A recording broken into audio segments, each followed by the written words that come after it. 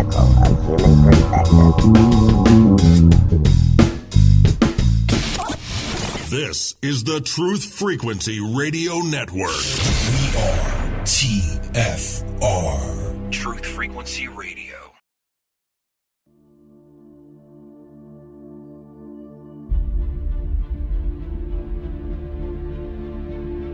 Bringing you the highest vibes. Ladies and gentlemen, would you please check your ideas and opinions at the door? This is Twin Flame Divine Fire. I say check it at the door advisedly because you can pick it up again when you go out if you feel unsafe without it. Coming at you on a Sunday afternoon. All there will ever be is what's happening here, and the decisions we make in this moment, which are based in either love or fear.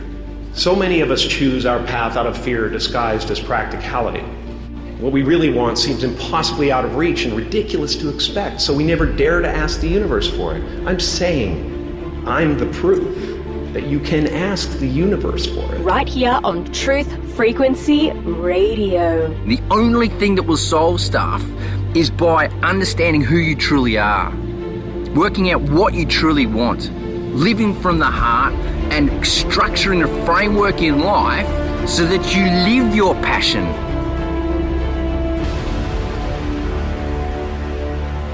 Truth Frequency Radio. Your protection from deception. Good morning, good afternoon, good evening, whatever it happens to be, wherever you are. Hope you're enjoying and having a safe Memorial Day weekend. And I got to tell you, we're really happy that you decided to let us be a part of that. Thank you. So thanks for being here. Welcome to the store. I'm one of the hosts, Alan. And I'm Sandra. The other host. The other host. I'm the host and you're the hostess. Yeah, there we go. You're the hostess. Hostess with the mostess. Hey, they put out some good products. I know, right? Don't be denigrating the hostess products. Those are pretty good. Even though I know they're bad for me, it doesn't matter.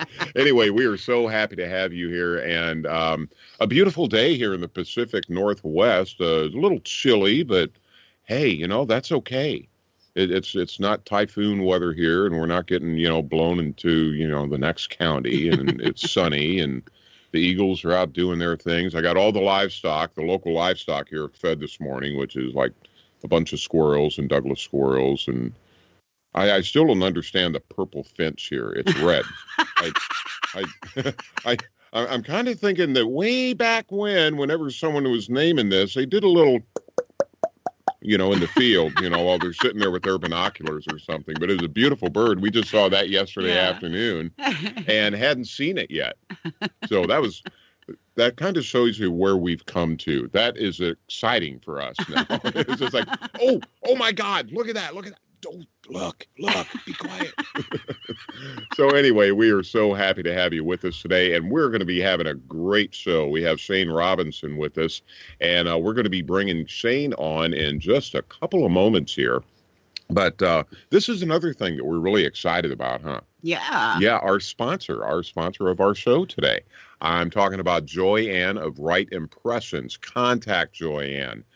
Right Impressions is perfect for you if you have one of those ideas of a vocation and you kind of been, sitting on the back burner a little bit. Maybe it's been there for some time. Maybe you're feeling compelled to launch and would love a little trusted mentorship as to how to go forward.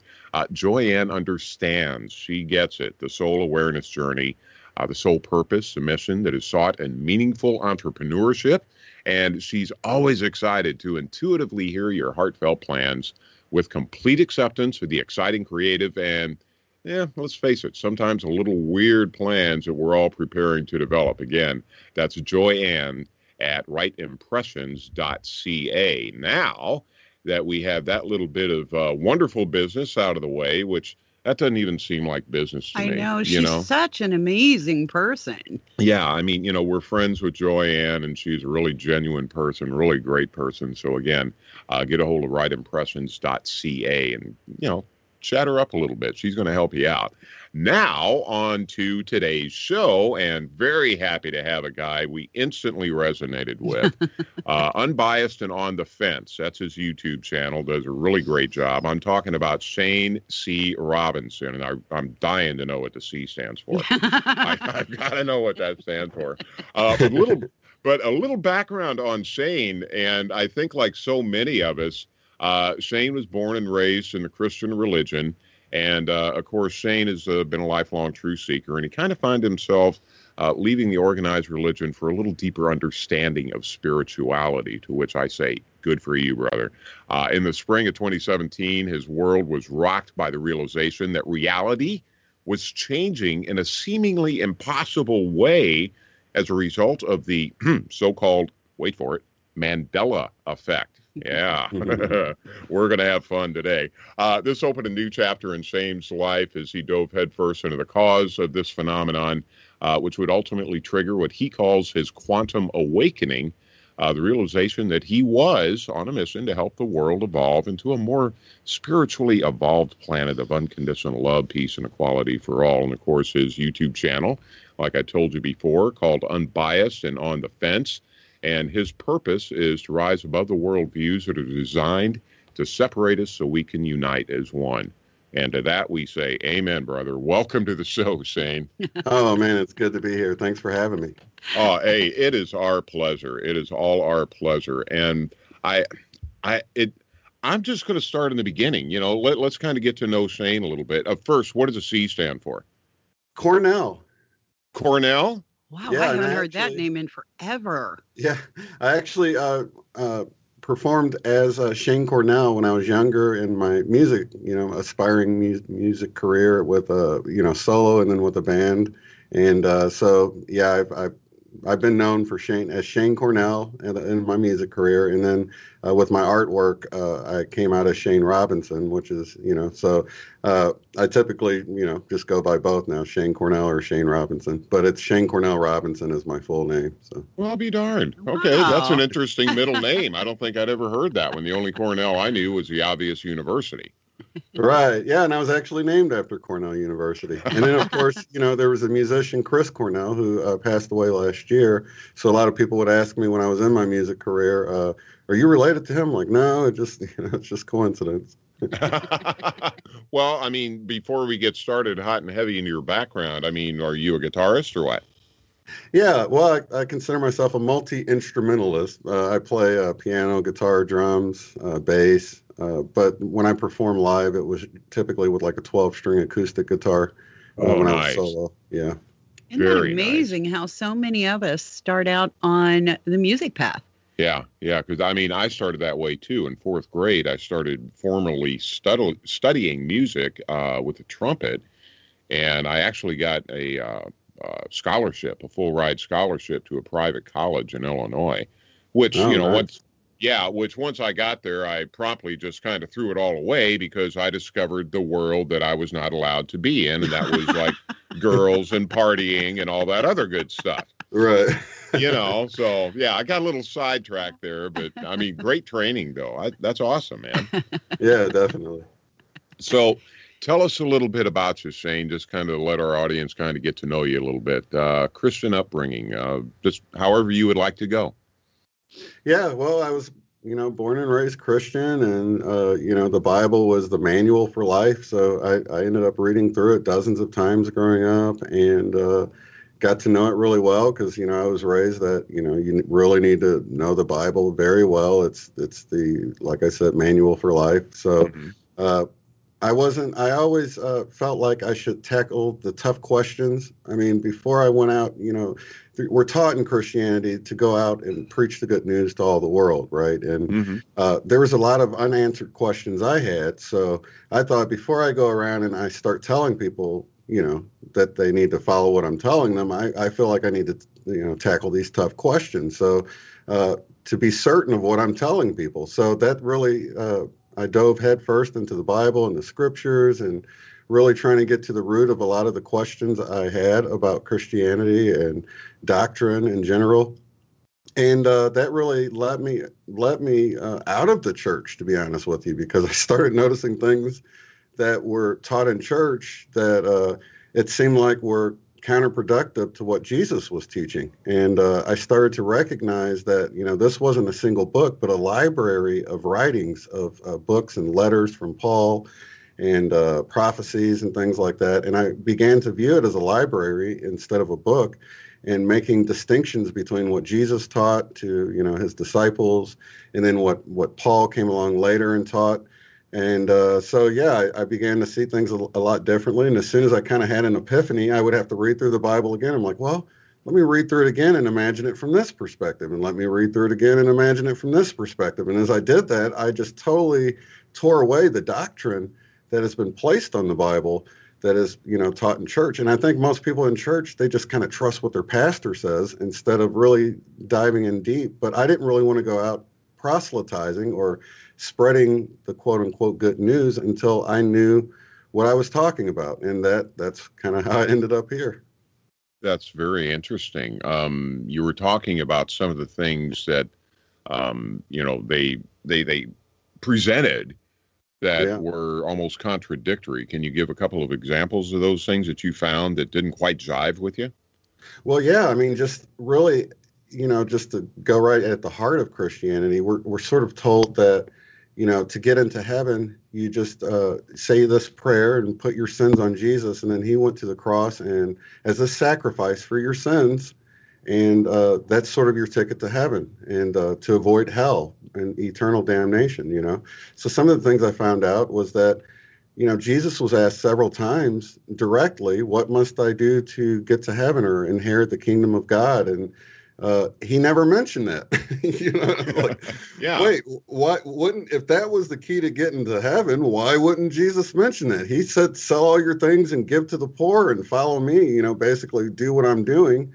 And I was like, wow, I couldn't find anything where Jesus said that, hey, I'm going to be going and I'm going to be the sacrifice or the scapegoat for your sins, and just trust in that and say a little prayer and it's all handled, That's one of the things that I always thought was weird too, and I mean, and I'm not saying that confession isn't good for the soul, because I think that we, in the spiritual community, we do kind of the same thing, but we just do it differently. I mean, when things come up, we don't just dismiss them. I mean, there are things that we have to deal with, but we do it in a different way. And that was one of the things that I always found odd. And I guess I'm going to, I don't want to upset any Catholics or anything, but I never understood how saying however many Hail Marys was going to absolve you from whatever it is you did, whether you shoplifted or you killed someone. Right. Yeah, and he can say that because I grew up Catholic. My younger years, I grew up Catholic, and it was like, okay, do we not speak directly? I know. It's just like, where does it say that we have to have that dude up there who's dressed in that funky garb, that he's the only one that can speak to God, and we have to use him as a mediator? I think it was funny. We were listening to a lady not too long ago, listening to something she said, and Alan was kind of asleep, and I was listening to it, and I remember her saying, when I was 7 years old, I got the worst beating of my life. Oh, yeah. Because her mother had said something about, just ask Jesus, honey. And she looked up at and they the were church. Standing at a church to where, they had the actual, him being nailed on the cross and everything. Yeah. And she kind of looked up, and being a 7-year-old child out of the mouths of babes. I could just hear it. I could too. And she says, how is he going to help me? He's up there bleeding. And how's he going to do anything for me? He's the one that needs help, not me. And we were rolling. I was about ready to go to sleep, and I just started rolling. I'm like, oh my God, are you kidding me? So we have this ability as young children to ask questions and want to know more, because that would be, okay, I'm supposed to ask him, but I don't understand. And she was like, I never asked that question again. Yeah, I'll bet she didn't. But I mean, and that's one of the other things, and I understand that we all have to go through a learning process, but I think the dogma of it was one of the things that really turned me off early on. It's just like, oh God, I just totally lost my thought. But I mean, okay, I got it. It was like there was no room for compromise at all. It's just like, no, this is the way it is. This is the way it is. If you asked any questions that were outside of the realm of what they spoke to you about, it was like, you were looked at almost like a pariah. Right. Your thoughts? Yeah, definitely, man. It's like it's my way or the highway. And then, when I found out there were over 38,000 Christian denominations, I was like, and they all think that it's their way only, that they figured it out. I'm like, 38,000. And then I found out that's roughly the amount of bumps on a basketball. Can you imagine? I mean, just to put it into perspective, you look at a basketball, you see all these bumps all over it, and think there's a Christian denomination for each one of those bumps there.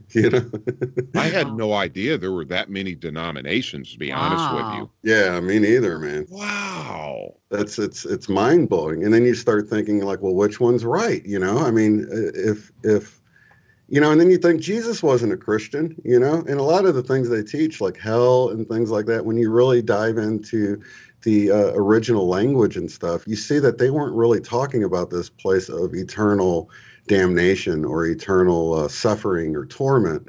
And then, we're supposed to see God as this loving figure. But, I wouldn't send my kid to the corner for eternity, let alone into a flaming corner, right? Yeah. There's another spot in the Bible where it says, and this one was one of those little epiphanies I had, but the scripture says, which one of you would give your child a serpent if he asked for fish, or give him a stone if he asked for bread, or give him a scorpion if he asked for an egg? And he says, now, if you're evil and you wouldn't do that to your child, how much more, great is your heavenly Father? And I thought, well, I wouldn't send my kid to the corner forever, let alone a flaming corner where he's in torment. So, if I'm evil, then I wouldn't do that. So then I realized that, a loving Father, Father God, creator, source, wouldn't do that. He would pick his child up and say, hey, you made a mistake. Let's try it again. Just like you do when your kid's trying to first walk. You know what I mean? Yeah. Yeah, exactly. I mean, I never got the concept of a vengeful God because, let's face it, that's the way it was presented to us. Yeah. I think it was really funny because first, I think about the first year that you and I were together, I could remember having these downloads and referring to scientific data, metaphysical data. And every once in a while I go grab the Bible and Alan's like, what are you doing? And I said, they all work together. Right. And these are keys and codes and we're here to figure it out. And would go straight to what it was all about. And I had read the Bible several times through, but I didn't know it by heart. Right. So I would go to certain pages. I would just get downloads, go to a certain page, and I would read it. And I'm like, oh, okay, now I get it. But how many people do that? Yeah. How many people really do the research it takes, Because I believe it's coming from all aspects. I mean, you look at science and you look at quantum physics and you look at everything surrounding it, and it all plays a key role. Mm-hmm. And I think it's very important that we do our research. And I remember thinking that when I first woke up, what is going on? Mm-hmm. I'm questioning everything. And back then, even having Mandela effects. So we don't want to get sidetracked from that because the Mandela effects play a key role in what's going on when your reality starts to change. Yeah. Oh, yeah, definitely. I do want to say, though, because, my sister's a minister, my mom was a minister, and, all along the way I would present things to her that I was discovering, and she would say, I don't know why you're looking on the internet and finding all this stuff. You need to stick with the Bible. And she didn't realize I was sticking with the Bible. That was sort of, I was taught it was the inerrant word of God, that you can trust it, that's the only place. So I was led out of the church through the Bible alone, just so anybody listening doesn't think I went off and grabbed someone else's ideas. These were ideas that came to me while I was reading the Bible in synchronistic ways, just like we see now. It's like I would have a thought in my mind and I would read a scripture that would answer that question. And it wasn't what the church was teaching us. So I just want, if any Christians are listening and they're like, he just went off, on something else or whatever, it was the Bible that led me out. There's breadcrumbs all throughout the Bible that lead you to ask questions, that lead you out of what the man-made religion, I consider it. So. Yeah, exactly. And I think that's a good point you make as well. I'm not, I think that a lot of good has come to a lot of people through, Christianity as far as them turning their life around. And, I'm not bashing Christianity. I'm just saying that for us, I'll just speak for myself and let Sandra speak for herself. I mean, it's just not the path I decide to take. And it's kind of like, there's a mountaintop and there's many different ways to get to that mountaintop. We're just taking a little bit different way of going about it. And, we're just not going to be controlled. I remember so distinctly, if I was ever in a spot of turmoil, that a lot of times we cry out. And I remember specifically always saying, guardian angels, can you help me out here? And almost instantly I would notice that something would happen to calm it down. And I thought, okay, now I'm really confused, because Alan will tell you, I went through years and years of being in Christian churches and trying to find why people speak in tongues and why they have these amazing gifts. And it doesn't, here's what I have to say. If you begin in Christianity, wherever you end up, you need to begin somewhere. It's not where you begin, it's where you end up. And if you are looking and thirsting for more, ask questions. I mean, that's all we can do is ask questions. Ask, and it'll be given to you. And and I would say to that, and I don't know what Shane feels on this, but I would say to that, and if someone tells you upon asking a question, or if they admonish you for asking a question, you might kind of want to rethink that relationship. Right.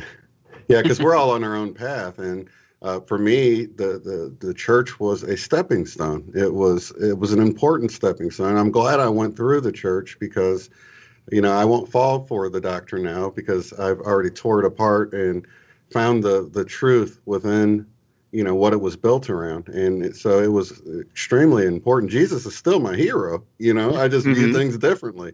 I mean, he was awesome. So. Well, and I wouldn't trade any second of any experience that I've had that brought me to this point. And religion played a key role. And growing up, and as I was an adult, and certain things that I went through, I mean, that was so supportive for me at that time. And as I asked more questions, more opened up. I'm very, very happy to be where we are today. Yeah. Had it not been for that experience, I wouldn't be here. Yeah. So, and I think we're grateful. I think what you're saying is brings up a really important point, because I like my brother-in-law, who's also a minister. He had a miraculous healing while in the church. And I think a lot of times people make those associations. Well, that miracle happened in the church, so the church must be true. But once you rise above these man-made divisions, you realize that, God works through whatever you're in. I mean, we are the one that put these limits on God, saying, well, you have to do this to get help from God. But God seems to meet us wherever we are, whether it's in the church or whether it's in some other religion. If you're seeking out God, it seems like you get help, you get answers. And if you're asking for help, like Alan was just saying, a lot of times we just wait until we're so far down that we're like, I just need help. And then you cry out and you get the help then, but you really don't even have to wait for things to get that bad. Exactly.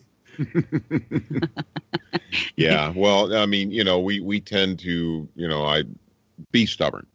It's just like, and if we get turned off to the religion thing, the organized religion thing, we get a little on the stubborn side. And, I've seen a lot of people, and I'm sure you have, Shane, or I would imagine anyway, that, you've seen some good people just make some bad choices. And next thing you know, they're down into that area where they have to make a foxhole prayer or die. I mean, literally.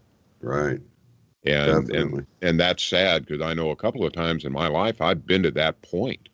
I've been there. I'm just like, God, I don't even know where to turn right now, and that's a scary place to be.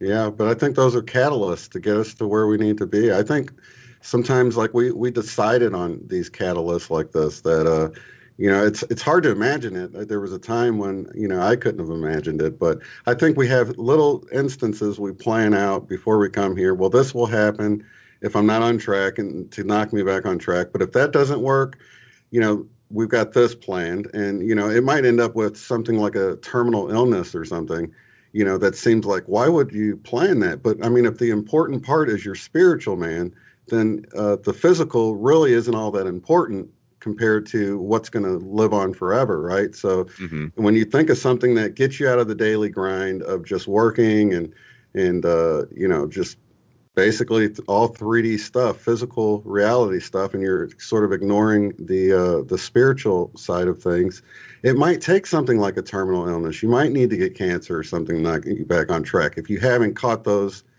catalysts that before that were lesser. Maybe a car wreck that, and you were out of work for a month or something hurt. Right. And, maybe that worked for you and you didn't need that next biggie. But I'm glad I figured it out before, because the Mandela effect was a catalyst for me, because I had reached this point where I knew there was some kind of force that you would call God, but I didn't think it was personal anymore. I reached this point where I just thought it was energy that everything was alive by, Yeah.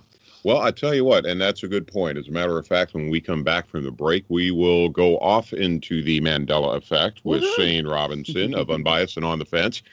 Before we go into break, just wanted to give another mention to our fantastic sponsor today, Joyanne of Right Impressions. Very excited to work with a variety of inspired souls that are building projects aligned with their purpose. Very important distinction there. They're seeking clarity with intuitive guidance and also contributing to the excitement of it all coming together beautifully, developed to suit their own unique vision and skills. More on the other side with Shane Robinson, Unbiased and On the Fence, our very special guest today. And we got a lot more discussion coming up. It's going to be a great time.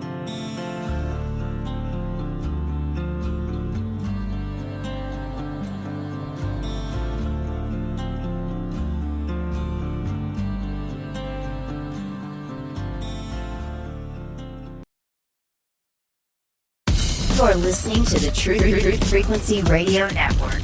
No hate, no hype, no fear.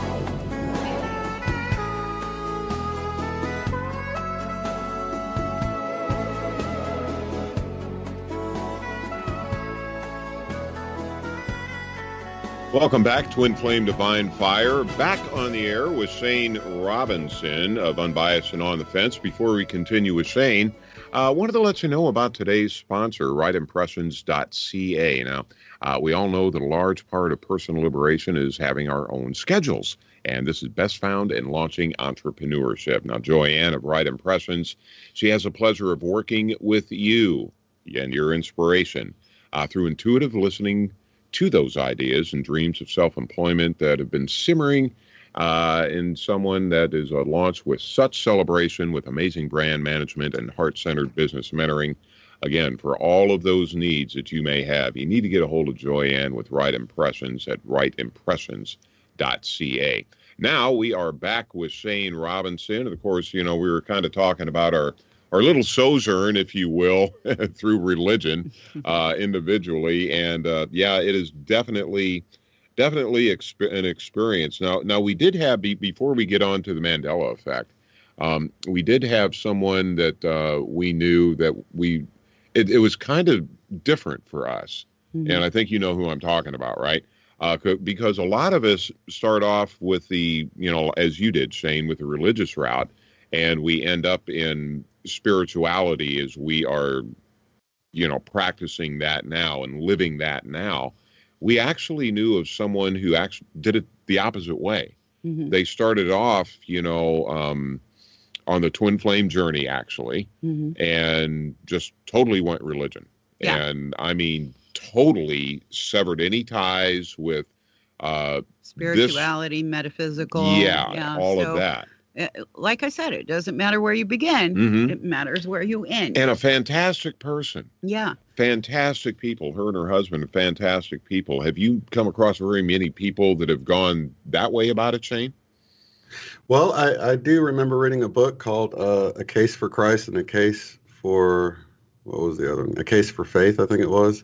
I can't think of the author's name right now, but he was an atheist that went to, try to disprove Christianity and ended up being a Christian as a result of it. So yeah, that was you don't really, when you hear of one way, you don't hear about the other. You don't hear about in the Christian circles like somebody investigated it and got out of the church. You only hear about these ones where, somebody was an atheist and tried to disprove it and ended up being a Christian. But yeah, it's going both ways. And I think it's really, that's the important part is the journey, right? Yeah.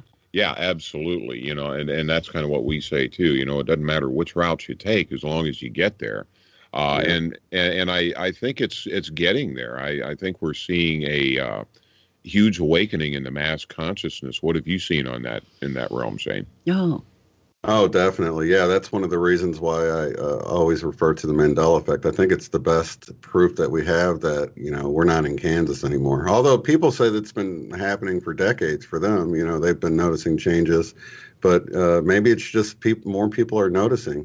But I've definitely been noticing. I mean, you've had Michael on with Mr. MBB333, and he does a great job at covering all of these things that we've never seen before happening with animals and the earth and just all sorts of things that are happening that have never happened before. And if we even look throughout, our whole solar system, we can see like Venus is like 5 times as bright as it used to be. So things are happening. Our sun is no longer yellow. It's like someone's up there arc welding. Yeah. Yeah. And I know the times that we've had Michael on, we've spoken about that because I swear to you, on my mother's grave, the sun was always yellow.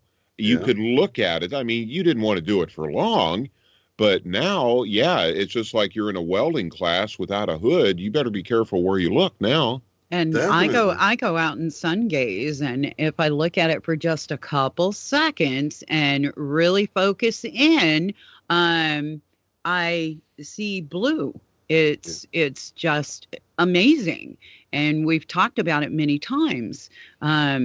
And we love to find people that are getting out there, Shane, and doing amazing things like Michael with Mr.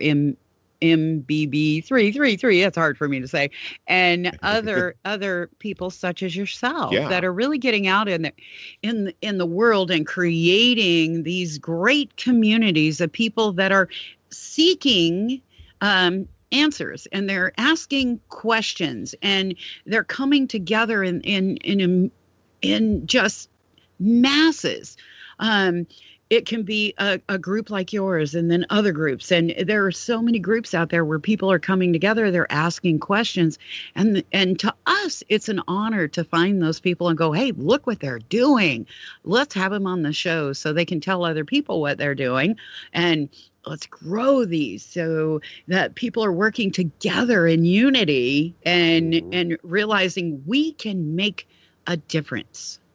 Definitely. Yeah, we're all playing for the same team. And it's sort of just getting to that point where you can take an objective look at something and not be blinded by a belief system. And that's why the whole unbiased and on the fence thing, I brought it out, is because I found that when you realize that you could have the views of anybody that you feel that have opposite views of you right now, if you were put in their same exact situation, born in their culture, born in their religion, had the parents they had that taught them what they taught them, and you could really end up being any other person on the planet, even the elite, which we typically think of as, being horrible monsters or whatever. If you were put in that same exact situation and you were doing these things from the time you could talk, it would just be second nature to you, you know what I mean? And that was sort of my way of trying to unite people to realize that, we're not all so different. We have families that we love, and we just have different perspectives on things. Yeah, absolutely. And that's one of the things that we've seen, just, it's been on the crescendo, the division, and that's what it is. It's like there is no, there's no, how do you put it? the ability to agree to disagree and not just totally lose it because of that. Definitely. Yeah, I had an epiphany once where I was imagining a baby that is, opening its eyes for the first time and looking at the world, and it's just seeing light and colors, and it doesn't know anything. But over time, you're constantly teaching the child division, right? You're like, that's mom, that's dad. And then as they move through life, you're like, that's red, that's blue. And you're constantly teaching them how to divide things into categories. You know what I mean? It's like our whole life is about dividing. It's like, that's a black person, that's a white person, that's, a Chinese person, that's a Christian, that's an atheist. And our whole life is all about division and dividing. And so that was my idea when I came up with my channel, was to sort of start undoing those things, to say that, hey, we're really all the same. We're all part of this spark of divinity, this source, creator, God. We're just like little fractals of it, and we need to not divide over seeing things a little bit differently. Just respect whatever journey, whatever culture, or whatever religion, or whatever that other people are in, and just love them through it. Yeah, no, I think that's a very valid point. And my question to that, and here we go. Do you think that this is something that has just naturally happened, or do you believe that this has almost been orchestrated? Oh, for me, it's definitely been orchestrated, because the funny thing is I started my channel at the beginning of February of 2017. And, I came across the Mandela effect on March 22nd which was like a month and a couple of weeks after I started the channel. And even like my logo and the title and everything, I saw these things I did, quote unquote, accidentally, that ended up having this deeper meaning I saw later on. And I was like, wow, this was I was getting help, and I didn't even realize it. I was totally getting help and guided. And, you think of it as intuition or whatever, but I was definitely tapping in, because there were some synchronistic things that happened in a way that I think I'm pretty smart, but I'm not that smart, to orchestrate all this stuff in such a incredible way, Yeah, I hear you. We're sharp, but we're not that sharp. Yeah. Right. Yeah, I hear you. Well, all I know is you're doing amazing work. We want to highlight that, and we want people to be encouraged to. There are a lot of people that are out there speaking what is going on. And a lot of them are really, we know them. They're in the public light, whatever it may be, or they have massive YouTube channels. But we're looking for people who are having similar experiences and walking people through it and creating these amazing platforms, and give them some kudos, because we're all doing this together. And we really need to highlight the fact that people are out there and they're doing it. And your chat group, your group that listens to you, they love you. We sit back, we don't say a whole lot, but we sit back and we just watch the comments as they're scrolling through. And they absolutely adore your space that you've made. And we all need to be doing that. We all have voices. I really felt like it's been a divine gathering. It's been out of my hands, and I've just shared the information I've had from that perspective that, hey, I'm a student learning too.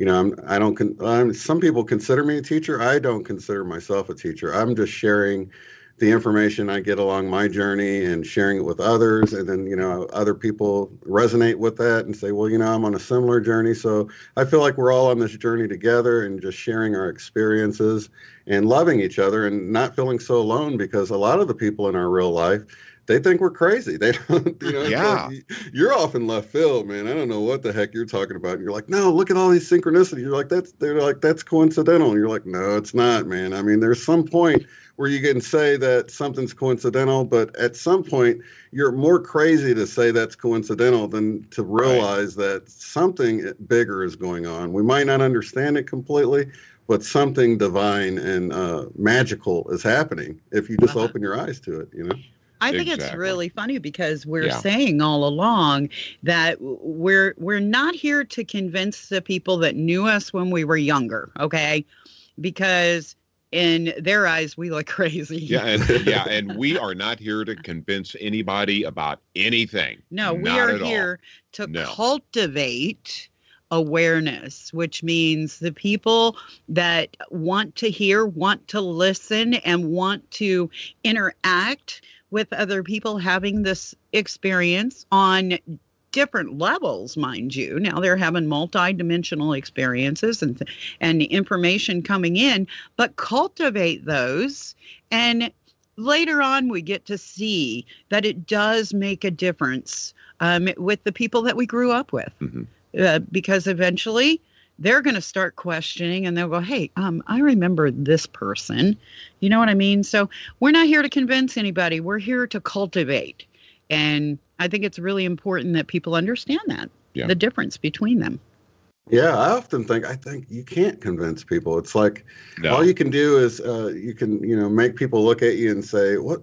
He's changed. Why is he so happy now? Or why does he seem to glow?" And then they inquire about it. But you're not going to convince anybody, because it's like a journey where they have to step up and do the work and the investigation and the research and ask those questions. Because if they don't, then we just look crazy.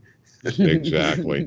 213-233-3998. That is the phone number if you would like to be a part of the program today. Maybe you'd like to ask a question, make a comment. If you happen to be in the chat room, by all means, leave a question or a comment there, and we'll do our best to address it. And we're talking with Shane Robinson with Unbiased and On the Fence.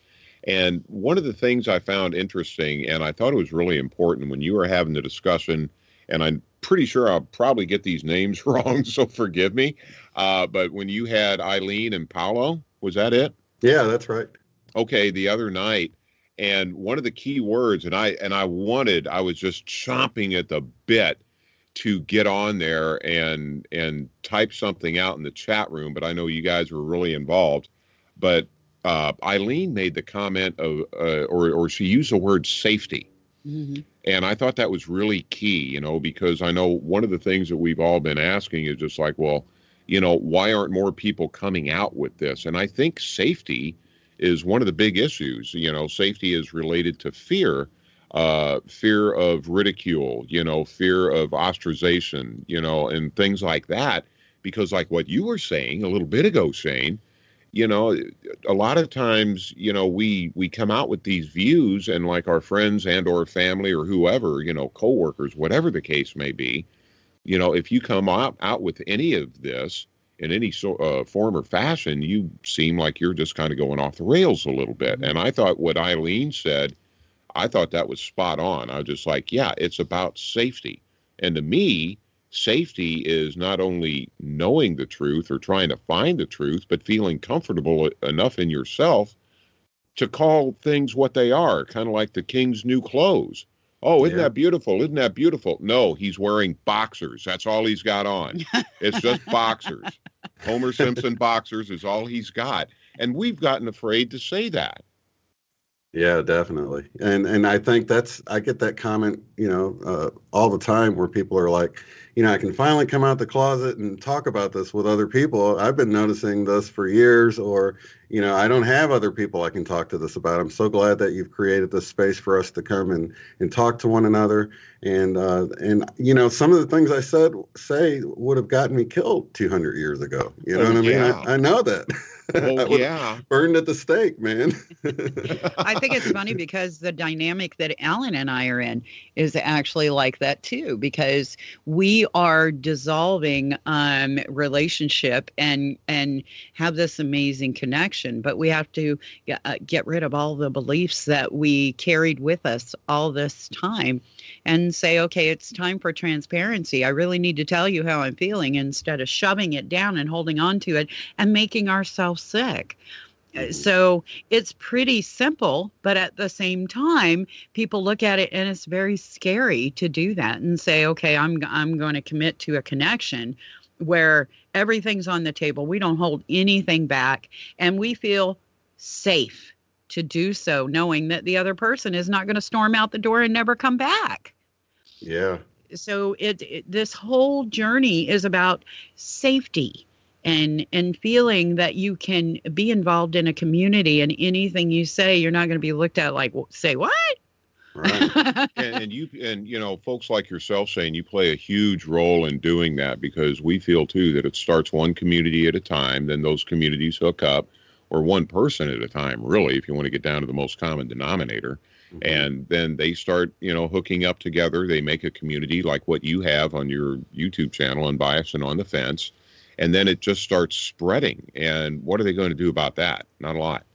Yeah, and there's a lot of opinions, but people respect one another's opinion. Nobody's like bashing other people. I'm really quick about trolls that, seem to do that. They, if they come in real heavy with the doctrine and say you're all going to go burn in hell, I just, I try to reason with them. And if they just are stuck in their ways, I block them from the channel. And I've gotten a lot of flack from that, on when I'm a guest on another channel and they're not blocked on that channel, they'll leave comments about it. Like, you're not loving. Like, hey, it was just your unloving attitude. I mean, I welcome everyone's views, but when it comes to manners, I can't teach people manners. You know what I mean? It's have your view, but don't be rude to people, Yeah, exactly. And, I look at it like politics. I mean, when it comes down to it, it's just like, if you're conservative, you're not going to change a liberal into a conservative and vice versa.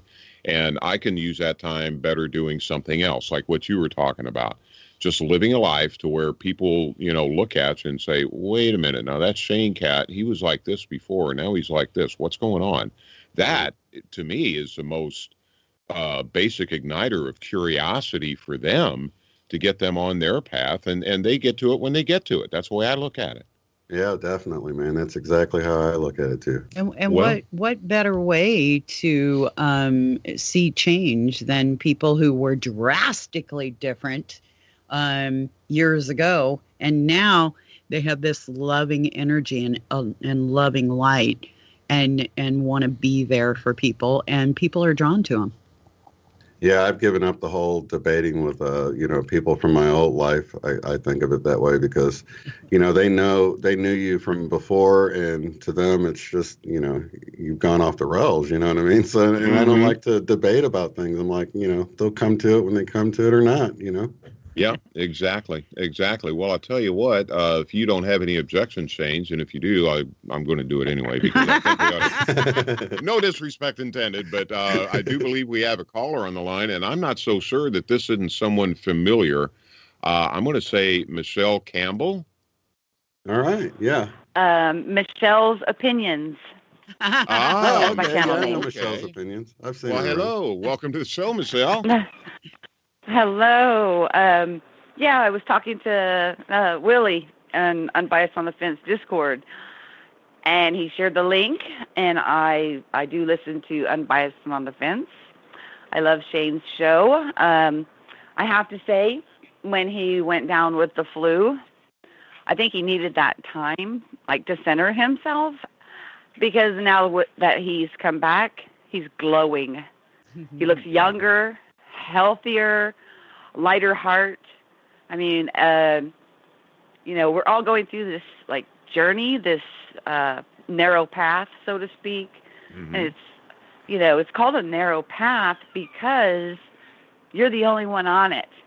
Yeah. We all have different filters in our mind that we need to, for the renewing of our mind and this wonderful understanding of who and what we are. And it's a beautiful transition to watch. It's a beautiful thing to see other people go through. I've been observing it for a while, going through it myself. Finally got the nerve to speak out and make a channel. Yay! All right. That's awesome. I love it. That's excellent. And we love seeing that. And how's that going so far? Actually, I'm very surprised because I'm pretty new. Under 2 months old, and I've already got a little over 200 subscribers, and I've got people lining up for interviews. I interview people. I don't care about your subscriber amount. Right. That matters not to me. It's the testimony.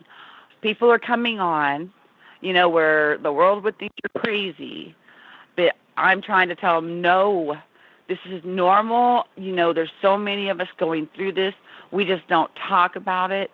And I'm hoping for a future where we are able to talk about this, where it's common practice, it's normalized, and I bring out people to share their stories, you know, to lift them up, like put people back on their feet so they can continue to move forward. I've had authors come forward. I don't know, Shane, if you know Suso. You know, he popped on.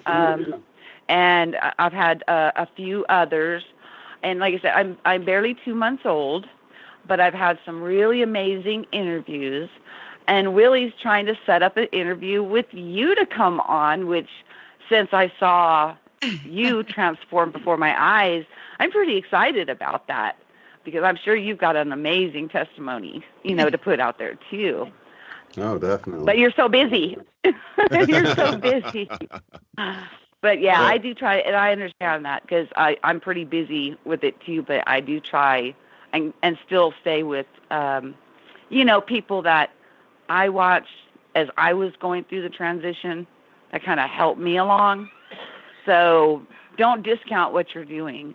I mean, it's a huge favor. It's so good for you to be putting it out there and allowing other people to glean, you know, from other people's testimonies that you bring onto your show, you know, to your own testimonies, to watching you go through it. I also saw you on Dark Wolf, Wolf's Den. Yeah, I mean, after your flu, you're just, it doesn't seem to matter where you pop up. You glow. You absolutely glow.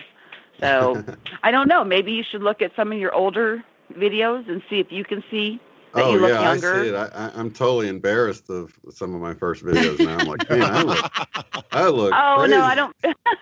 No, but well, so am I, but I leave them up there. Right, yeah, I because do too. I you know.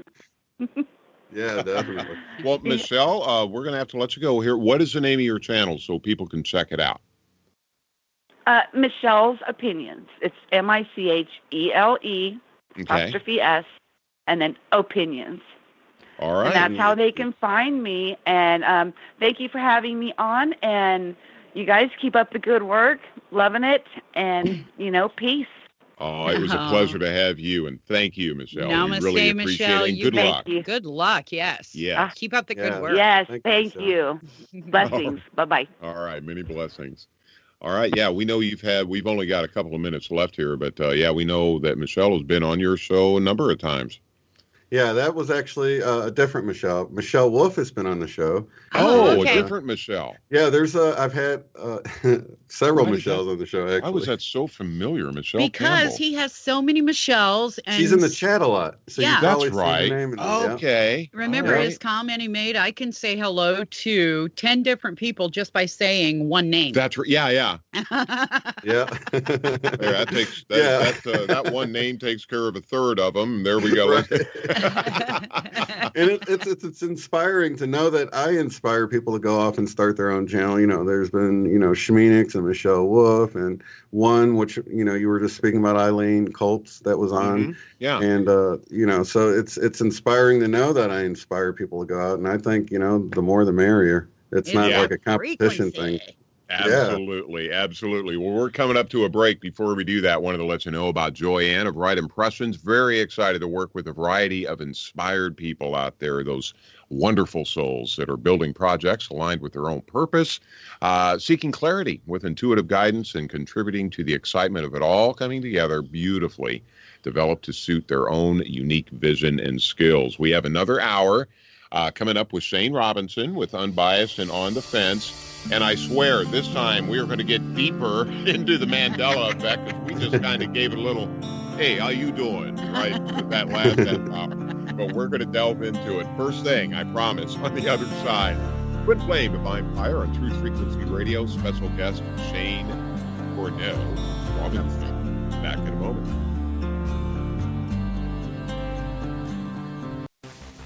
Truth Frequency Radio is your number one. You are now tuned into the Truth Frequency. We are TFR. TFR. Truth Frequency Radio.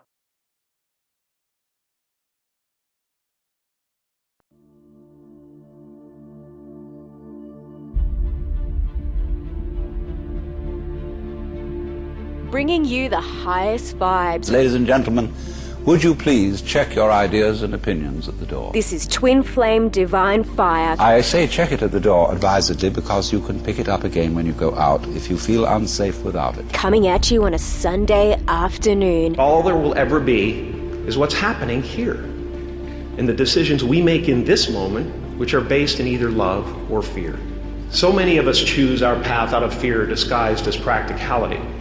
What we really want seems impossibly out of reach and ridiculous to expect, so we never dare to ask the universe for it. I'm saying, I'm the proof that you can ask the universe for it. Right here on Truth Frequency Radio. The only thing that will solve stuff is by understanding who you truly are, working out what you truly want, living from the heart, and structuring a framework in life so that you live your passion.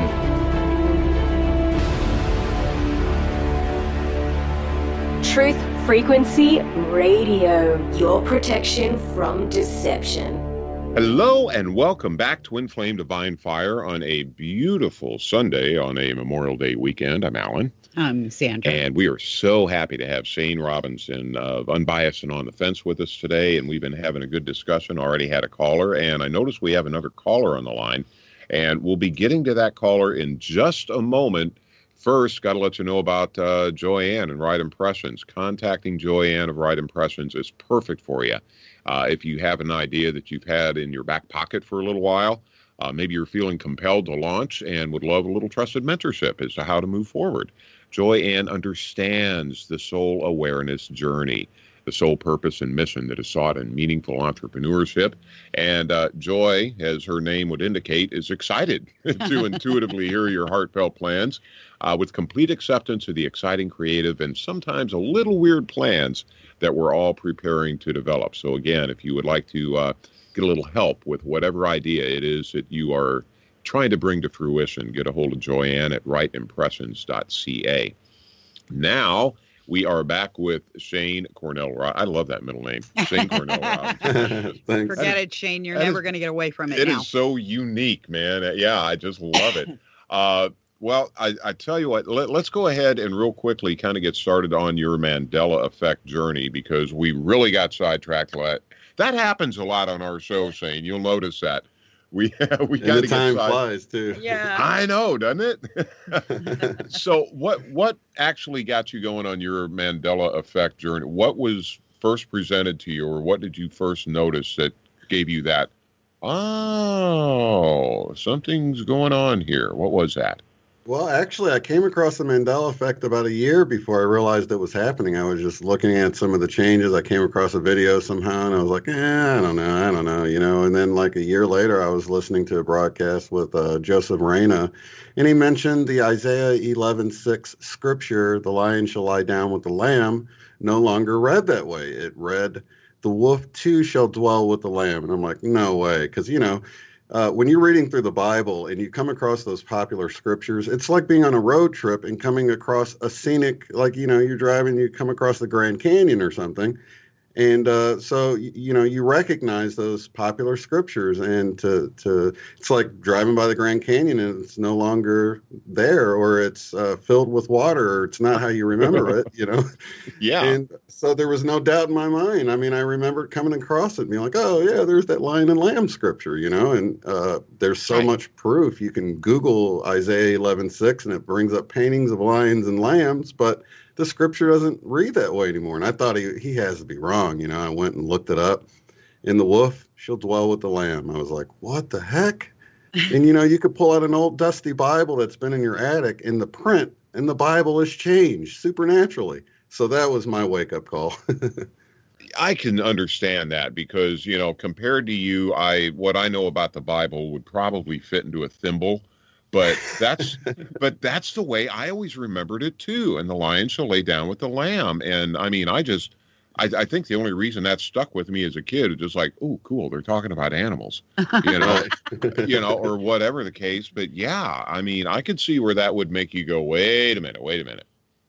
Yeah, so I revisited the whole Mandela effect at that time, and then I saw that Rodin's thinker statue, which, I remember being with my mom in a garage sale and seeing it and saying, "Oh, will you get this for me?" And she bought it for me, and I took it home, and I had it throughout my whole childhood. And one of my favorite shows growing up was Mr. Wizard's World, and in the opening sequence, they had Rodent Stinker statue. So I had all these connections with the statue. I would draw it from time to time, and I remember not being able to get the fist to the forehead to look right. The arm looked real stretched, and I remember being aggravated about it, not looking right. But now it appears it was never to the forehead. I'm like, what? And I look it up, and you can't find any images of the way it used to be. But you can actually find images. There's one that's mind blowing. It's got about 18 softball girls, like, I don't know, age 8 to 10 or something. They're all posing with their fist to their forehead next to the statue, but the statue no longer has the fist to the forehead. It was first under the chin. Now he's like sucking on his knuckles, and I'm like, what the heck is going on here? That's what we thought was funny too when it first came out, even with his knuckles being under his chin. Alan and I looked at each other and we're like, wait a minute. He always had his fist to his third eye. Yep. And they called him the thinking man because he was thinking. And then it was under the chin. And now it looks like he's trying to eat his knuckles. Yeah. Somebody give that poor naked guy something to eat. Wow. And he's got something coming out the side of his head too now. Like, oh my God. It's just strange. Well, I know the one that got me because, I'd kind of heard of the Mandela effect, but I didn't pay any attention. I mean, I was really, neck deep into the 3D at that point. And I was just like, yeah, okay, whatever. They're just putting Thorazine or something in the water now, Right. Yeah, I guess fluoride from the, smokestacks isn't enough. Now they're going to do that. But when I heard about, actually we were listening, wasn't it to someone on TFR? Yeah, we were listening to Kev Baker, which that's another whole story. Yeah. The Kev Barker show. And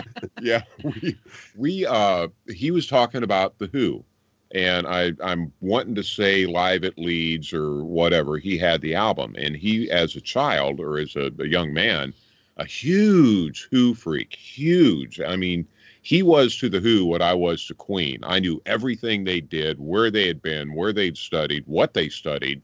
I knew everything. And this guy had that same level of certainty about him. And he had heard about it, and apparently he and his wife had gone through a divorce. And somehow his old albums, his cherished albums, I don't know how he let them out of his grasp, but that album was one of the many that got left at his ex-wife's house, and I guess that's where his son lived, too. Mm-hmm. So he calls his son up, and he goes, I really need you to do me a favor. Check the album, check the credits. How is that dude's name spelled? Because he had heard that his name used to be TownSend, and he had heard that it was now Townshend. Well, I remembered it as Townsend without the H, as did he. He swore. He said he about wore that album out. You know how you are when a kid. I was that way. I just wore it out. And sure enough, his son came back and he said, spell the guitarist's last name, and it had an H in it. And he swore and swore and swore. He says, no, it was not like that. And that's the one that first got my attention, too, because, I'm just a big classic rock freak, and I just love all of that. As a matter of fact, I came across one yesterday when I was listening to Comfortably Numb, the Pulse performance of that. I'll get to that in a minute. But that's the one that kind of woke me up a little bit, and it's just like, no, and then, little by little, they started dripping in, and I started noticing, this one and that one, or it got brought to my attention, and I was just like, no, that was never that way. No, that thing was spelled differently. No, right. And a whole bunch of them. And we were listening to your discussion with, and I'm going to screw it up, Dark Wolf. Yes. Was it Dark Wolf's Den? Right. Yep. Okay. The other night. And you guys were kind of kicking around what the theories may be, because I found that kind of interesting. I'm kind of a nuts and bolts guy myself a little bit. When I get latched onto something, I don't want to just know that it is. I want to know why you think it is the way it is. Yeah, definitely. What have you guys, we were checking that out, and we were in one of those phases, kind of listening, kind of not. But I mean, we're listening to it, and a number of different theories being kicked around there by you guys. Yeah, a lot of people go with, parallel universes and things like that, or, that CERN is toying with stuff with their Large Hadron Collider over there, and it's making changes, or that the D-Wave computer, the way it works on the quantum level is, it goes over to an alternate universe and gets your answer and comes back, and when it does, it makes a little change. And these were all thoughts I had at first, too, until I saw the way things seem to be micromanaged on a personal level. I mean, you can't really be objective when you're looking at this. I mean, you can to a certain extent, but not everyone sees every change. So you have to really consider other people's experience with it and what they see has changed. And there's just really no getting around the fact that it's an individual thing, that it's a phenomenon that affects everyone differently. Some people don't see any of the changes, and some people just see some of the changes. No one really sees all of the changes. So yeah, it's wild, man. And so when I noticed the micromanaged nature of it, and what I mean by that is, like, if you go to a doctor, you would assume that, our heart is in the center of our chest now. I remember it being on the left. But you go to a doctor and he says, no, I remember being in school and, college and learning that the heart was in the center. So it's like, what? How do you, that just changed. So, and then you go to a ship captain or a pilot and ask them about the geography changes to the way, South America is way to the right instead of being more underneath North America. And they'll say, no, it's always been that way. So once you really notice that people that are close to a change seem to have changed with it, and if people aren't able to handle it, they don't seem to be able to see it, then you realize that it seems to be micromanaged to a point that a human couldn't do it. I mean, it seems to be being done by someone or something outside of our current reality. And once you think of that, then you're sort of pushed back into, the supernatural or the metaphysical to answer, what's happening. And me personally, in my life, it's been a huge wake-up call to, bring me back into more of a spiritual awakening. Wow. Yeah, that's very interesting. Yeah, it's just fascinating to me, and I think, wasn't he the one, Dark Wolf, that was, the one I think that really kind of got everyone going outside of the obvious Mandela and the Mandela effect, but the Berenstain Bears as opposed to the Berenstain Bears, and that, to me, that would be proof to me that something has definitely changed, because he has that vivid, clear memory of the pronunciation, since it was a German. Right. Word. And a lot of people are like that. Yeah. Where their name has Steen or Stein at the end of it. And they remember coming across that book and that author. And now they look at it and it's appeared to have always been Stain at the end. And that sort of gets me into, the meaning I've started finding. We mentioned Rodin's Thinker statue. I think it's sort of a revelation. Not only a wake-up call, but the changes themselves has meaning or a message embedded in the change. What is the change trying to tell us? And I think that with the Berenstain, bare and stained, it's pointing at our reality. We're basically naked and stained by our, worldviews or whatever. And, with the thinker, we used to be more spiritual, where we thought with our third eye, but now we're sort of just gazing at the ground with our natural eyes. What you see is what you get. We've moved to the left side of the brain, and he's shifted his body onto the left leg. He's no longer sitting real centered on his body on both legs. He's completely twisted on the left. It looks awkward when you look at the whole statue. It's just strange. Wow. We noticed very early on, and I think this is really important that we bring it up, sometimes the huger changes have to be brought to our attention so that we pay attention to the smaller changes. Remember when we talked to you, Shane, we said we're going to tell you a Mandela effect that we experienced. Oh, yeah, let's hear it. It was very much on a smaller level, but it also gives credence to the fact that, are we seeing these huge Mandela effects so that we can notice the smaller ones in our environment? And So we've talked about it before that Alan wears a leather bracelet, a braided leather bracelet. And to tighten it is 2 hemp strings that you pull together. A lot of people have seen those on necklaces, bracelets, whatever. And you pull the 2 strings and it will tighten it up. And I wore one, he wore one. And one evening he got ready to take a shower and he took it off. And when he was done, he brought it to me and he said, look, honey, if I pull this anymore, this hemp string is going to break. And I mean, it looked like a frayed rope, you know, like one of those thicker ropes, and it had just a couple of strands holding it, just barely holding it. I was afraid to even put any pressure on it at all. I mean, it wasn't a little bit of a fray look. It was huge. A major, like this is about ready to go type thing. And we had identical ones. So I told him, I said, you know, don't worry about it right now. Just leave it on the counter. In the morning, I will get mine and you can wear it. And we'll see if we can take your bracelet and get it fixed. Mm-hmm. Not a big deal. A Sunday morning, we get up, we have coffee, and he walks in the bathroom. He happens to look down and he's like, oh my goodness. I couldn't tell which one was which. Wow. I could not tell. And I actually, I swear to you, I sat there and I looked at him, I think for a solid 5 minutes. Now that doesn't sound like a lot of time, but if you're staring at basically 1 or 2 little things for that long, that's an eternity. Yeah. You know?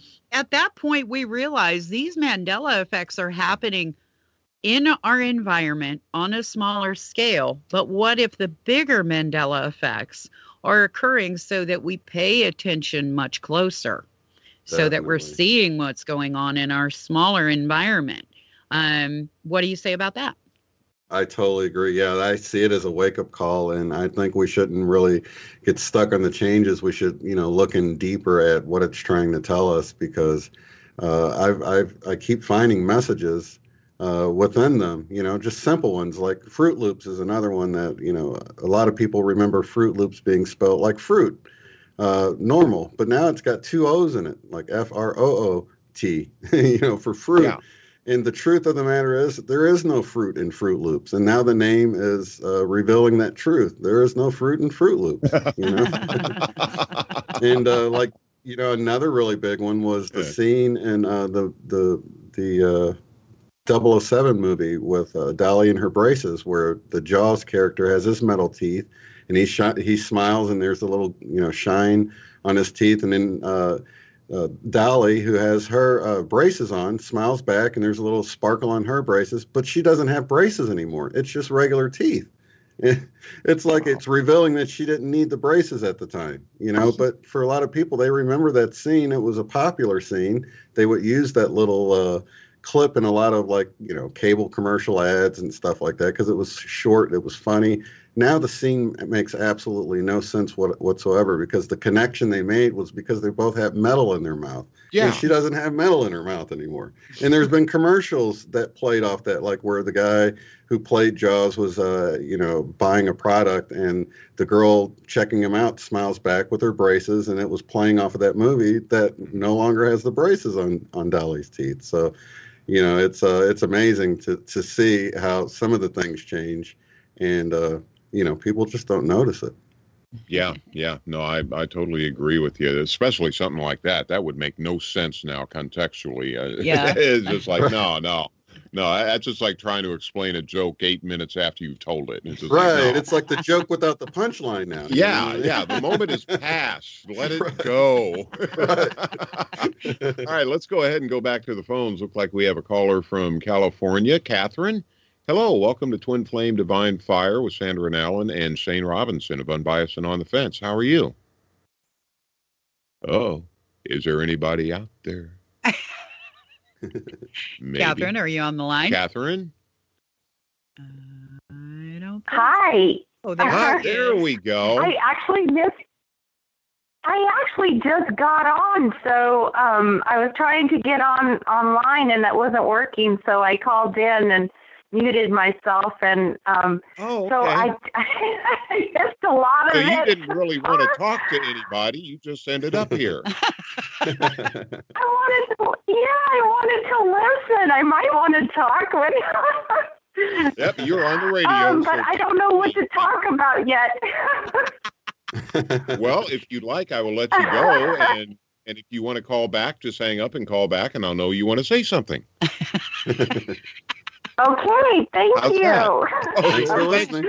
Thank you for listening. Great. Be blessed. Thank you.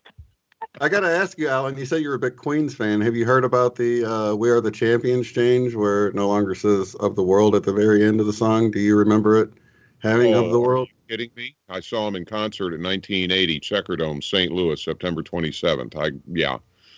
That's the only date in my life I remember. You can ask me when I got married. I couldn't tell you. I can, but he can. I could, but I can remember when I saw Queen. You can ask Sandra, right?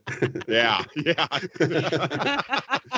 So that to me was a huge one. I mean, you can see albums with the lyrics on it, and it has "of the world" at the end, but apparently, supposedly, it never happened. Okay, hang on. Go through this again. What happened here? The very end of "We Are the Champions." The very last line. We are the champions of the world. The final of the world is no longer there. Do you remember? That's wrong. Oh yeah. That is way wrong. Now you're going to get him. Yeah. It just kind of leaves it. It leaves it hanging on that note, and it's like you're waiting for of the world to come, and it never happens. Oh, wow. Okay, well, I'm going to be talking to somebody because you do not mess with Queen music. No. It's funny. I will check that out, though, because I remember that I had the album. I had all of their albums, as a matter of fact. You may or may not remember this. I don't know, but at one point, anytime Circus magazine came out with an article about them, I had all of those too. I think it's funny because that was also the song that you used to play when I was doing P98 and you were in secular radio. Oh, KYOI. And we were talking back and forth, and I'd get to the end of my routine and he would play that for me. Mm-hmm. Well, okay. That's amazing, though. See, I don't remember that, but see, that's what I'm saying. You got to take it with a grain of salt with me. And I don't know. Well, go ahead. I was going to say just the other day, I was going down the highway with my wife in the car because you mentioned The Who, and that old song, "We Won't Get Fooled Again" came on, and he no longer says "we won't get fooled again." He says "we don't get fooled again" the entire song, and I'm like, why would they title it "We Won't Get Fooled Again"? But he says "we don't get fooled again" the entire song, and that's been one of those songs I haven't heard in a couple of decades. It was like the first time I'd heard it in a long time. But I always hear it in my head. It's like one of those songs that play in your head that you hear it the way it was. And then I hear it on the radio and he says, "We don't get fooled again," but the title hasn't changed. So it's just strange. That is weird. Well, I know, and this probably isn't a Mandela effect, but I'm just going to throw it out there real quick. For some reason, I know, Sandra, you were busy doing something, and I was back here, and I was doing whatever it was I was doing at the time, and I thought, you know what, because I'm a huge David Gilmour fan, by the way, and Pink Floyd in general, and I just wanted to hear their live version of Comfortably Numb, so I clicked on one of them, and that one part in the song when they say that'll, how the heck was that? That'll keep you going for the show. Come on, it's time to go. Mm-hmm. And it could just be as simple as a lyric change. But what I heard yesterday wasn't "that'll keep you going for the show" as I remember it. It's now "that'll keep you going through the show."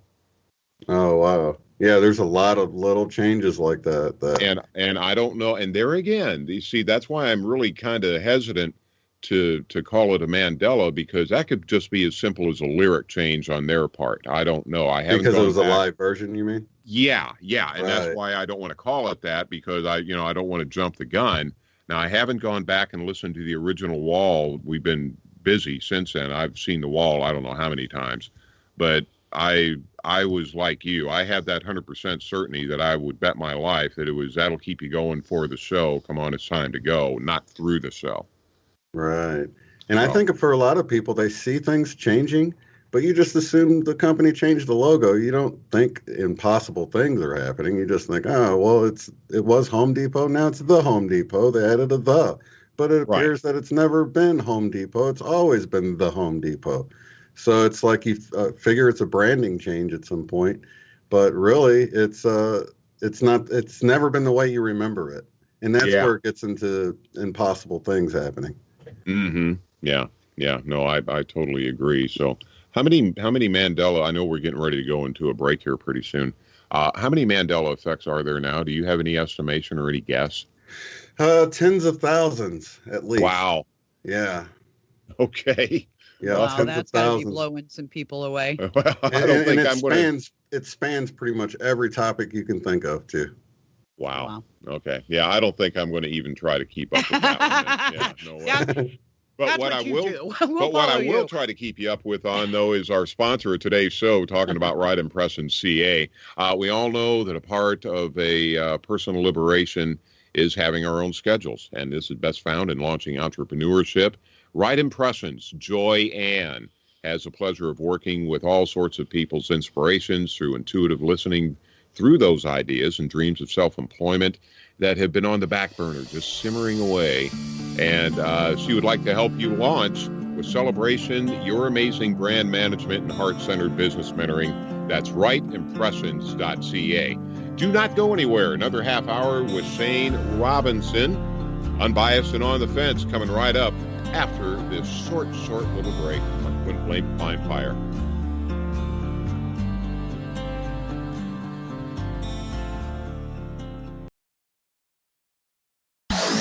No hate, no hype, no fear.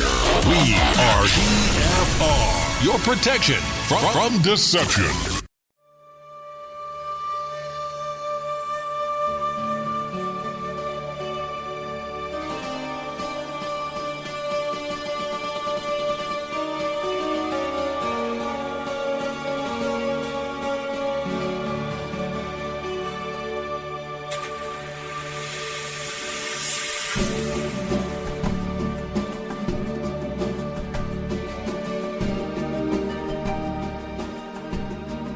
Welcome back to Twin Flame Divine Fire on Truth Frequency Radio. So happy to have you with us today. Thank you for letting us be a part of your Memorial Day weekend.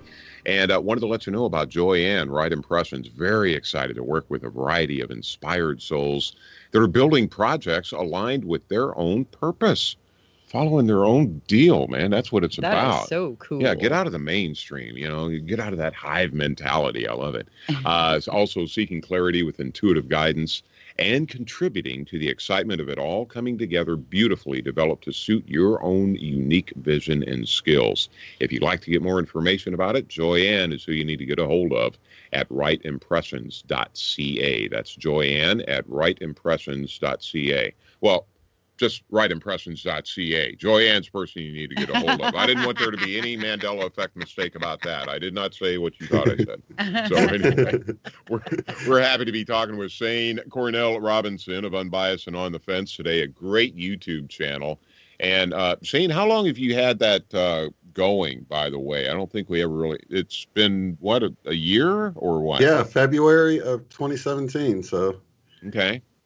And how is that? That seems like it's growing pretty nice. I mean, you do a lot of live YouTube stuff, and you've got a great chat room. You're always at right around that 100 mark, or do you see bigger fluxes than that? It depends on the guest, but pretty much right around 100. I think when I had Alice and Co. on, it reached up to, I don't know, 300 or something. I thought it was close to 300 when you had her on there.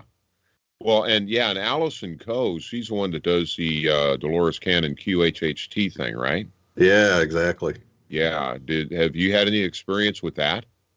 Not personally. I have been definitely interested in it. When I came across the whole Mandela effect, there was a video with Dolores Cannon talking about, the splitting of the earths, or, a splitting of dimensions, if you will.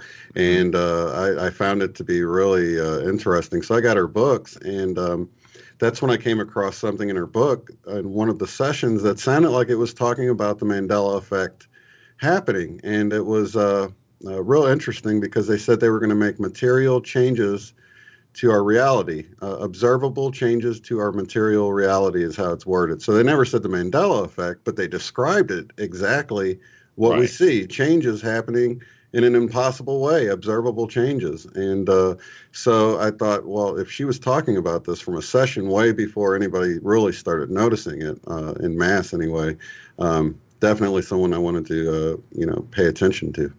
Oh, yeah, absolutely. And I think that's one of the things, and you just kind of brought it up there. I mean, Earth changes. There are people out there, as I'm sure you're aware, of course, you're very familiar.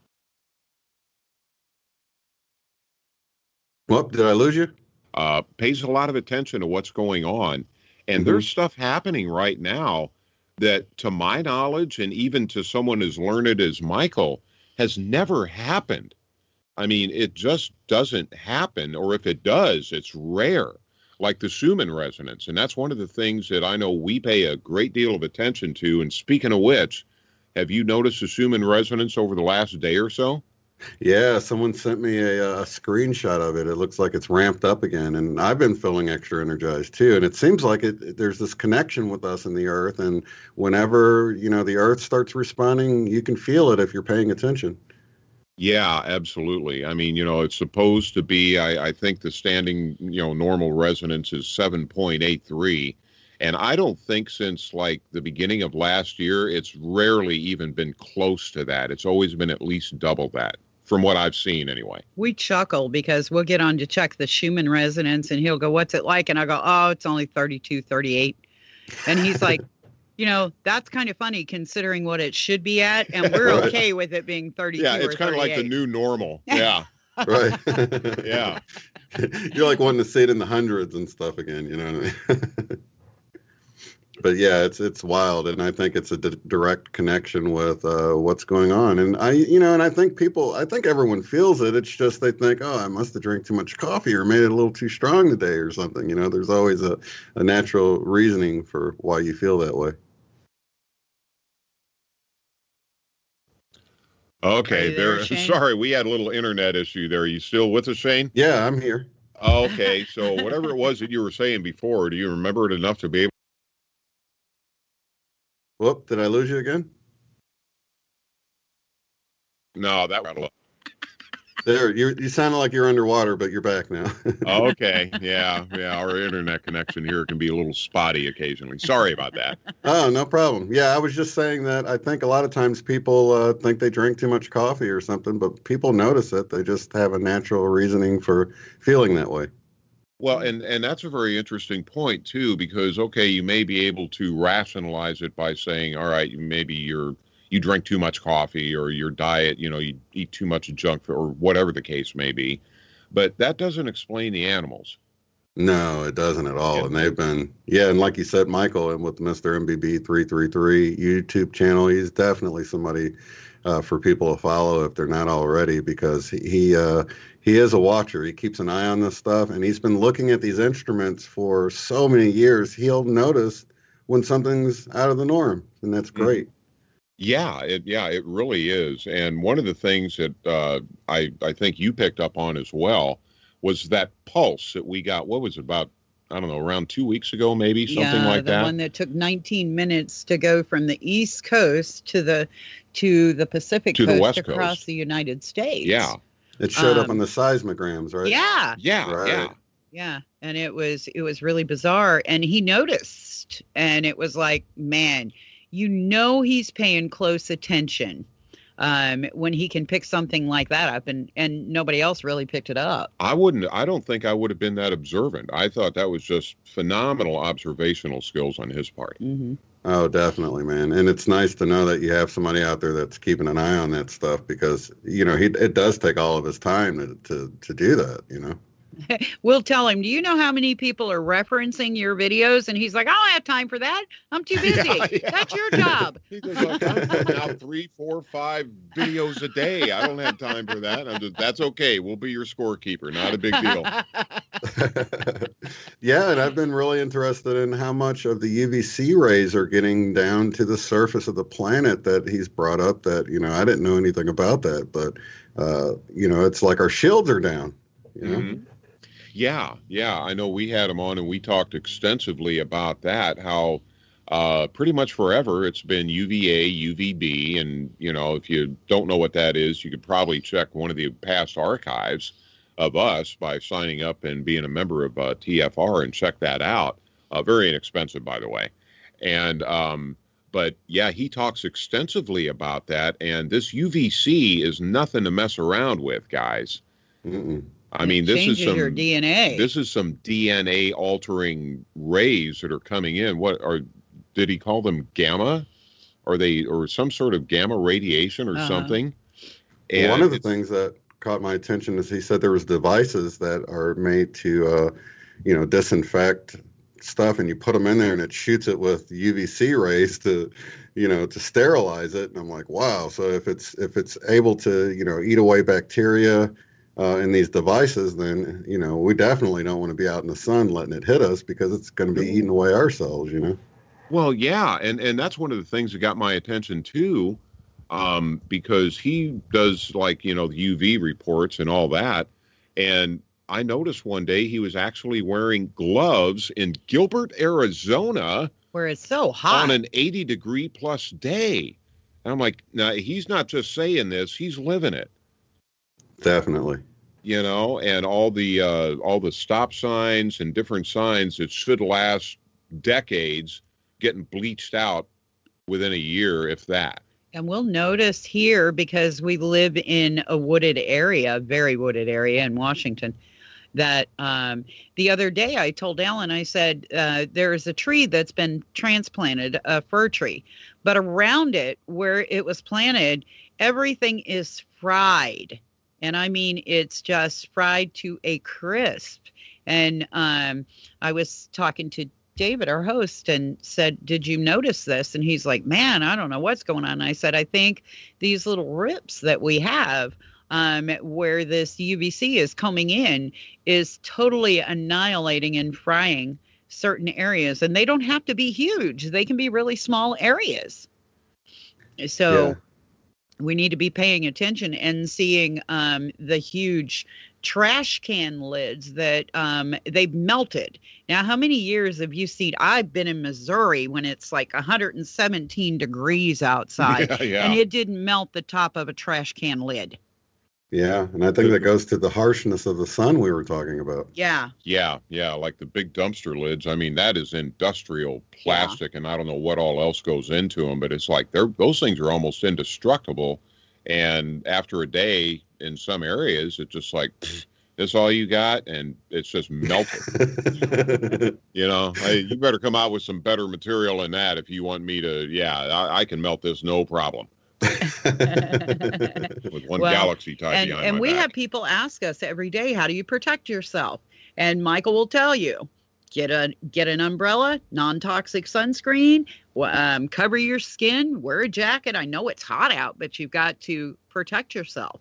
Well, and all of this goes back, we feel, to the general energy that's kind of hitting us right now. Because, in and of itself, some of these things, you may not want to connect the dots. Maybe you can't connect the dots. But, I mean, when you couple the fact, like now we're having measurable UVC rays. We're having storms now in places of the area, like snowstorms that have rarely seen snow. Now it's commonplace.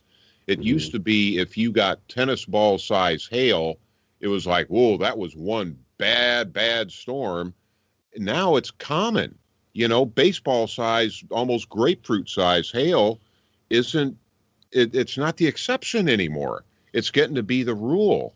Hurricanes like in Oman, that are just devastating that area right now just because of the sheer rainfall and the way it's set up, kind of like a big sand bowl, and that water's got nowhere to go. Now a city's being washed out to sea.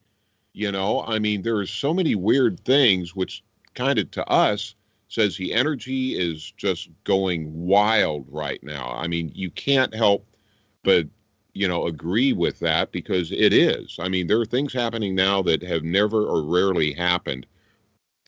Have you given that much thought as far as, where this may be coming from, why it's happening, Is it a collective consciousness thing?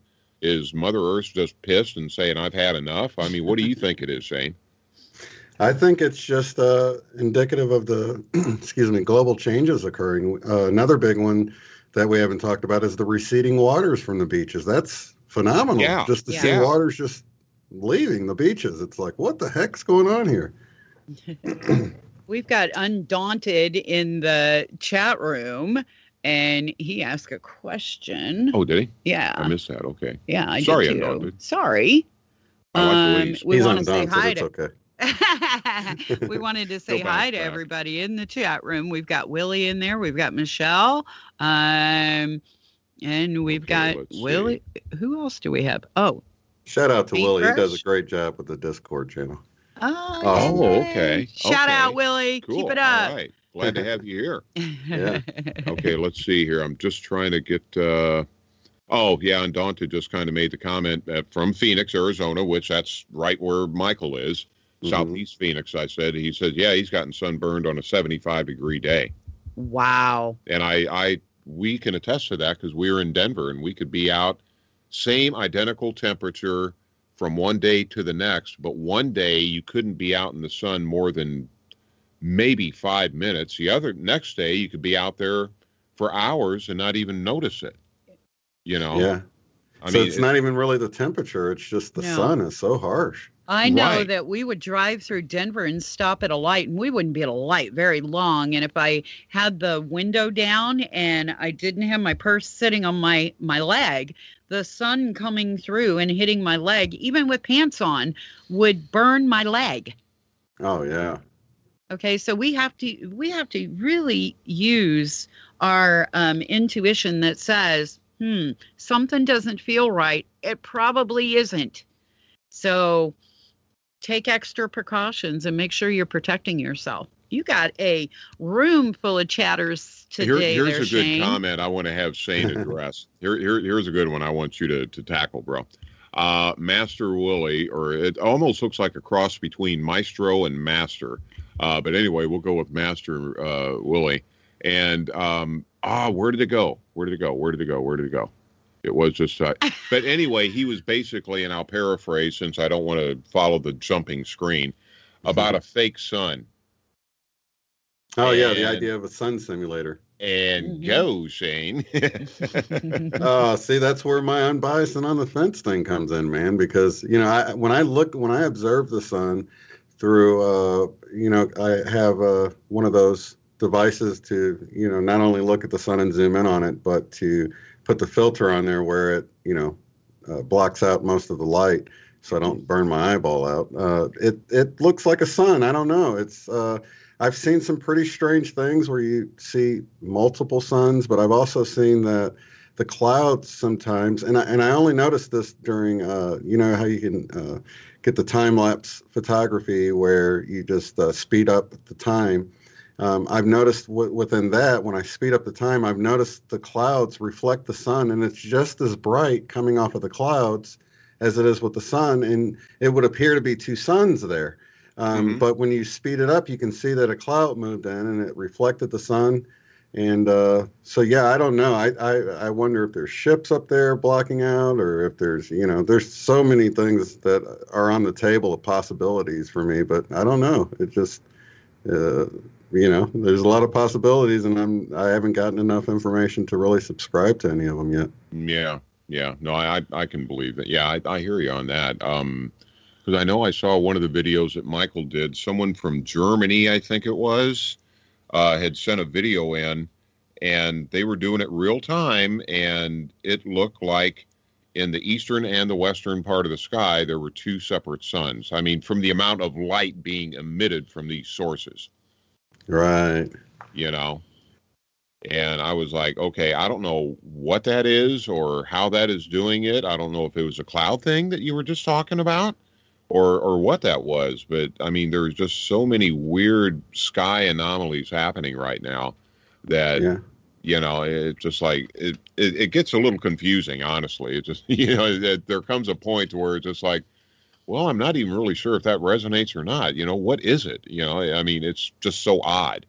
Yeah, and they have patents for these reflector devices that are supposed to reflect the sunlight. And so, I mean, there's technology that you can actually go find that could be the culprit, but I don't really know. It's just hard to say. I know when I'm sitting outside and I'm gazing into the sun, if I can get past the brightness just for a couple seconds, it's almost like a liquid veil, and I can see past it, and that's where I see the blue. I've always looked at the sun. Alan has bright blue eyes, so it's really hard for him to gaze into the sun.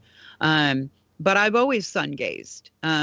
Doesn't hurt my eyes, but I sure see some bizarre things. Yeah. There's a lot of bizarre things going on in the world.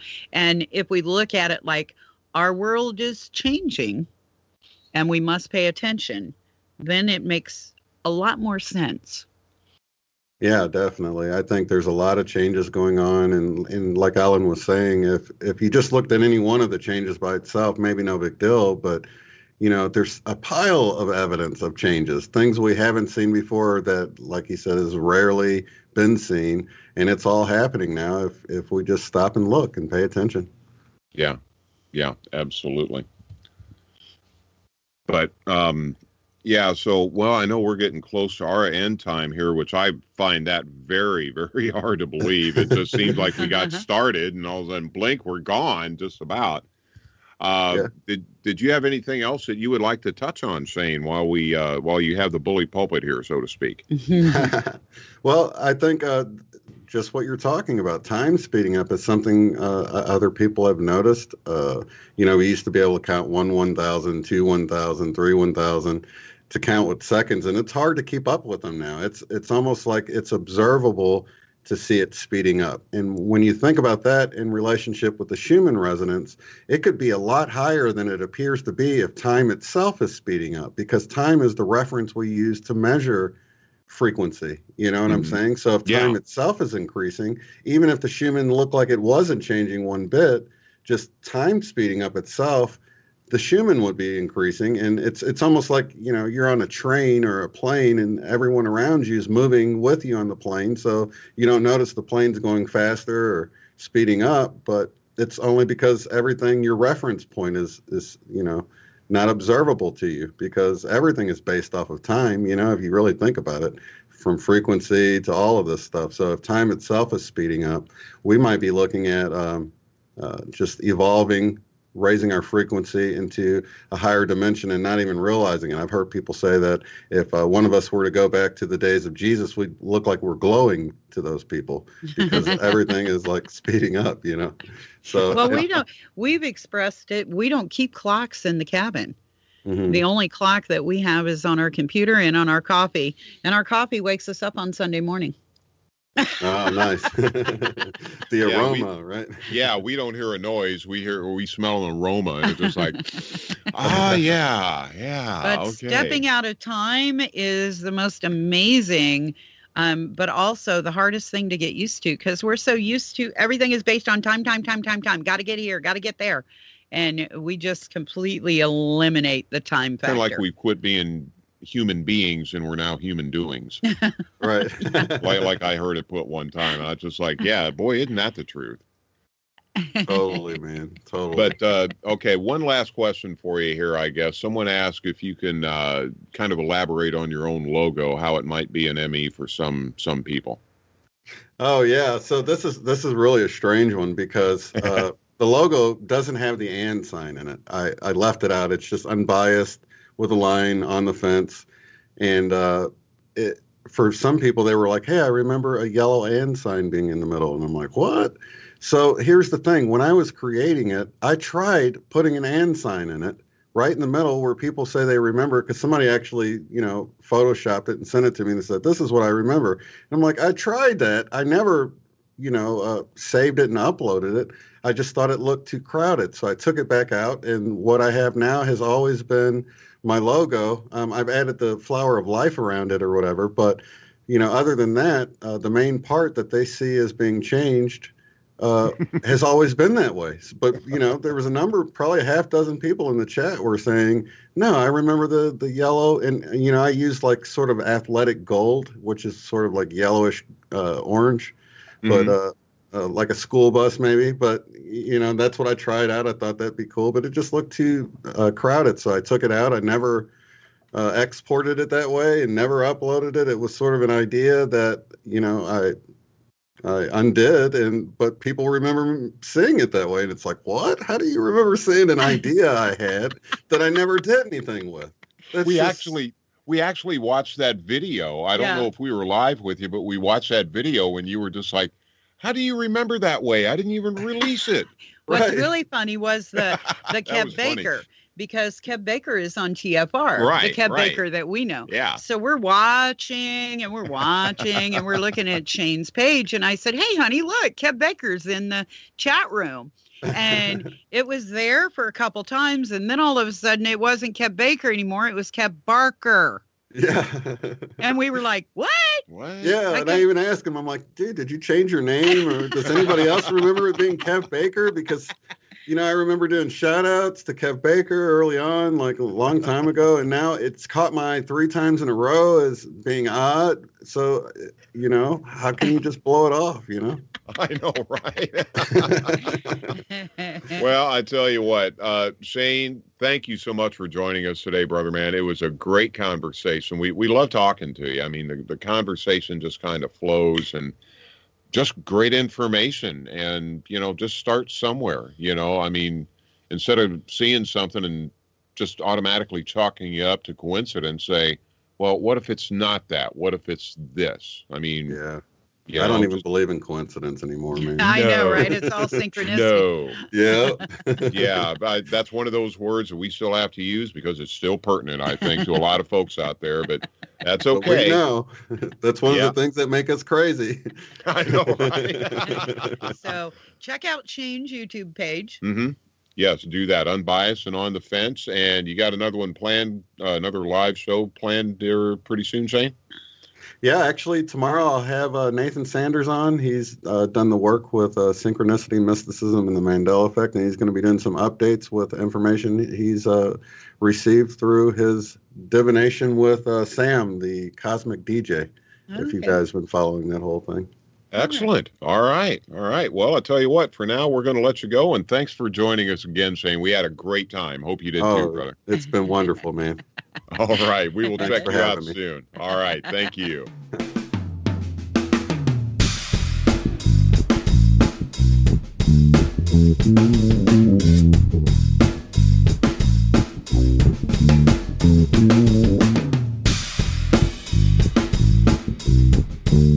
Mm-hmm.